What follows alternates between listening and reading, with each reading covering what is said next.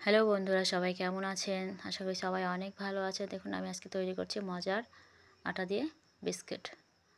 So বিস্কিটটা কেমন হয়েছে দেখেই বুঝতে পারছেন। সো চলুন গাইস, শুরু করা যাক।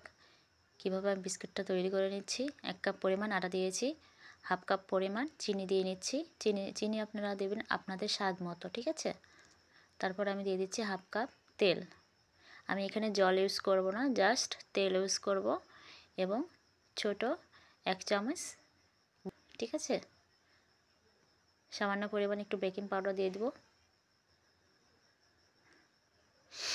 সো আপনারাও এই মজার রেসিপিটা বাসায় তৈরি করে নিতে পারেন। আমি এখন সব উপকরণগুলো অ্যাডজাস্ট করে নিচ্ছি, মিক্সড করে নিচ্ছি, ঠিক আছে। আপনারাও এভাবে বাসায় তৈরি করে নিতে পারেন এই মজার রেসিপিটি। খুব সহজে 1 কাপ আটা দিয়ে মসমসে বিস্কিট তৈরি করার, সকালের জন্য এবং বিকালের জন্য নাস্তায় এটি আপনারা খেতে পারেন। সো আমি ভালো করে হাত দিয়ে মুথে নিচ্ছি, ভালো করে মেখে নিচ্ছি গাইস, কারণ ভালো করে না মেখে নিলে বিস্কুটটা ভালো হবে না। সো সেই জন্য আমি ভালো করে মেখে নিচ্ছি, একটি ডো তৈরি করব। সো কে কোথায় থেকে দেখছেন অবশ্যই লাইক কমেন্ট করে জানাবেন, পাশে থাকবেন। আর আমার চ্যানেলটি সাবস্ক্রাইব করতে ভুলবেন না। সো প্লিজ সবাই আমার চ্যানেলটি সাবস্ক্রাইব করবেন বন্ধুরা, এবং পাশে থাকবেন। যদি আমার কোনো ভুল হয় সেটাও আমাকে ধরিয়ে দিবেন, কারণ আমরা তো ভুল থেকেই শিখি, তাই না। সো সবার করি, ভুল থেকেই আমরা শিখব, শিখে আমরা কাজ করব এবং এগিয়ে যাব। সো আমার ডো তৈরি হয়ে গেছে। আমি হাতে নিয়ে আমার বিস্কিটের শেপ তৈরি করব। আপনারা চাইলে আরও অন্যভাবেও তৈরি করতে পারেন, যেমন ছুরি দিয়ে ব্যবহার করতে পারেন, গ্লাস, ছোট গ্লাস দিয়ে ব্যবহার করতে পারেন, রুটির মতো বেলেও আপনারা ব্যবহার করতে পারেন। সো আমি হাতে নিয়ে বিস্কিটের শেপ তৈরি করে নিচ্ছি, হাতে নিয়ে বিস্কিটের মতো শেপ তৈরি করে নিচ্ছি গাইস। আপনারাও কিন্তু এভাবে তৈরি করতে পারেন এই মজার আটার বিস্কিট। সো একদম সহজ রেসিপি, খুবই সামান্য উপকরণ দিয়ে এটি ব্যবহার করা হয়ে থাকে।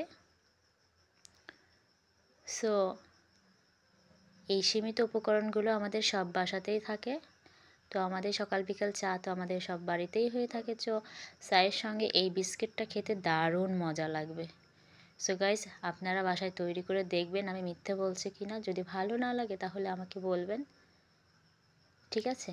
সো আমার বিস্কুটের শেপ তৈরি হয়ে গেছে। আমি একটু বড় বড় করেছি, কারণ একটু বড় বড় করেই খাবো। সো আমি একটা ডিম নিয়েছি, ডিমের কুসুম নিয়েছি, ছাঁচটুকু আমি নেব না।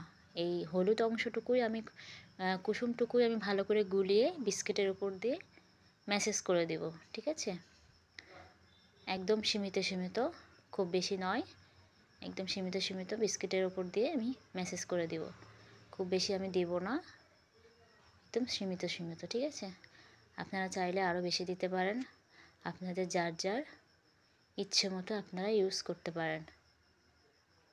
সো আমি একদম সীমিত সীমিত দিয়ে দিচ্ছি। এই বিস্কিটটা বানানো খুবই সহজ, খুবই সহজ। আপনারা দেখতে থাকুন গাইস। আমার সম্পূর্ণ করা শেষ। দেখুন বিস্কিটের শেপগুলো একদম গোল গোল হয়েছে, সবগুলো অ্যাডজাস্ট সমান হয়েছে। সো আমার মাখানো প্রায় শেষ।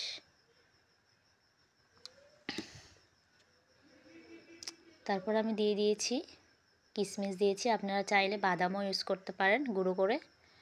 সো আমি কিশমিশ দিয়েছি। আর আমি একটা থাল নিয়েছি, সেই থালে একটু তেল মাখিয়ে নিয়েছিলাম যাতে বিস্কুটে উঠে যায়। দেখুন গাইস, বিস্কিটগুলো কিন্তু একদম ফুলে গেছে, দেখতে পাচ্ছেন, একদম ফুলে গেছে।